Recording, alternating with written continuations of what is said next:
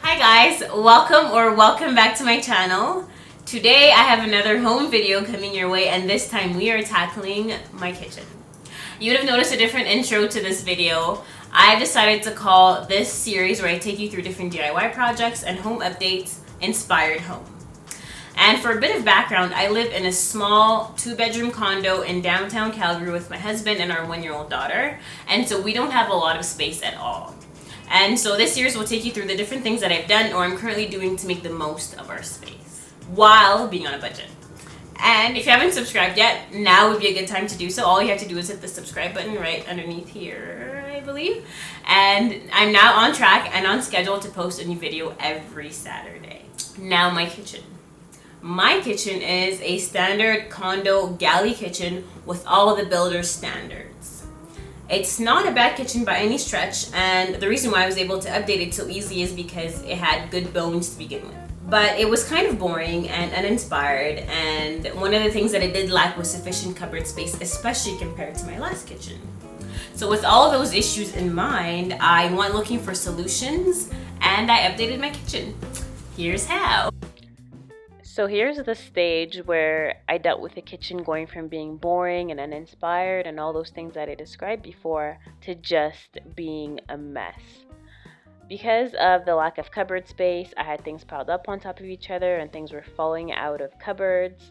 And because the kitchen doesn't actually come with a pantry, that added to the space issue, and I just ended up having a lot more things out on the counter than I would have ever wanted to.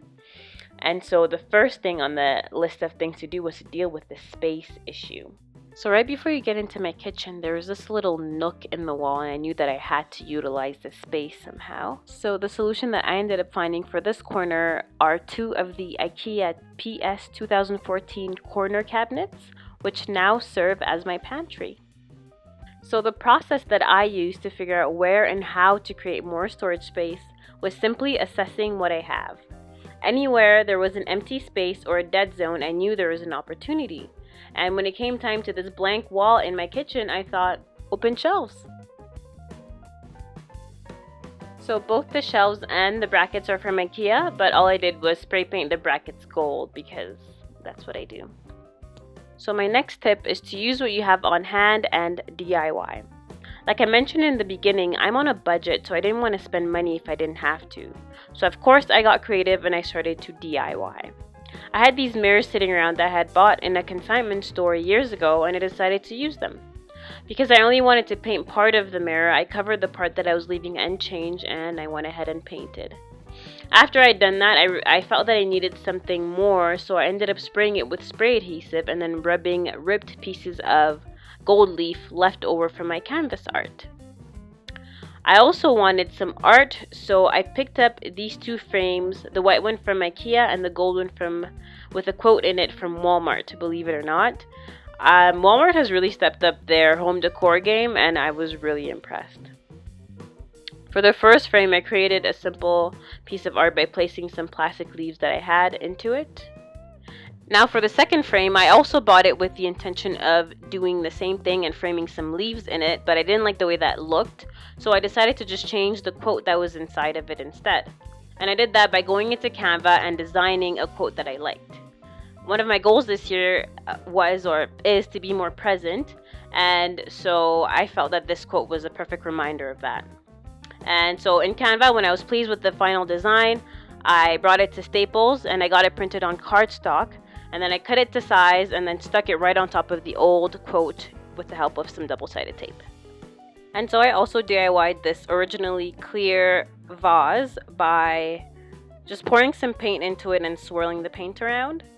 And I kind of like the way it turned out. It kind of has a marble look to it. And so I unfortunately did this off camera, but if this is something that any of you guys would be interested in seeing, I could make a separate video where I show how to do something similar. Just let me know in the comments below. And now it was time for my favorite part, which is to decorate.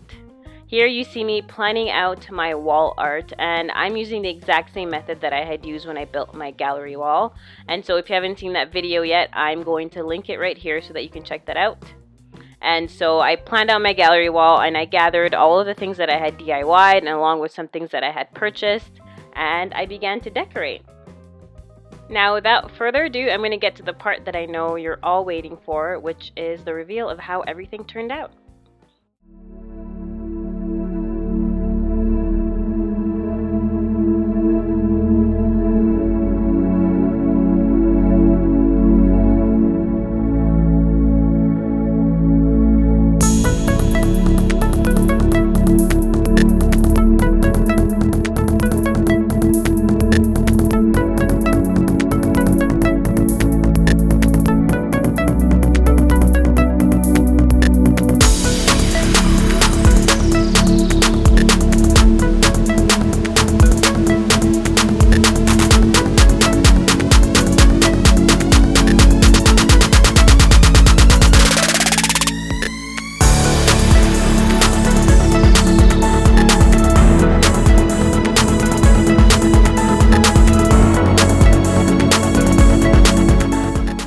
That I actually didn't get to show you guys is this other storage hack that I did on the other side of the island.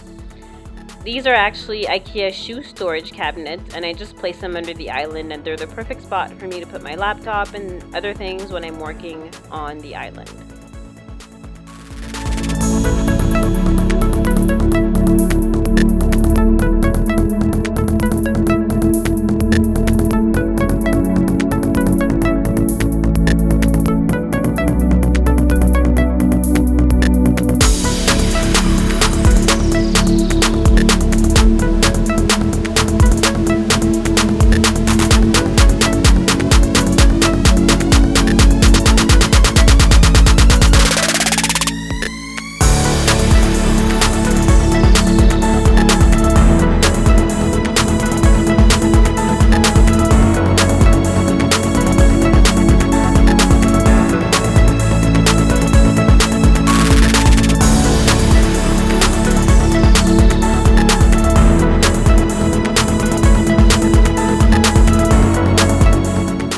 Alright guys, and that is it for my kitchen update video. I really hope that you guys enjoyed it. If you did, please be sure to give it a thumbs up, to subscribe, and to turn on your notifications so that you know when I post next.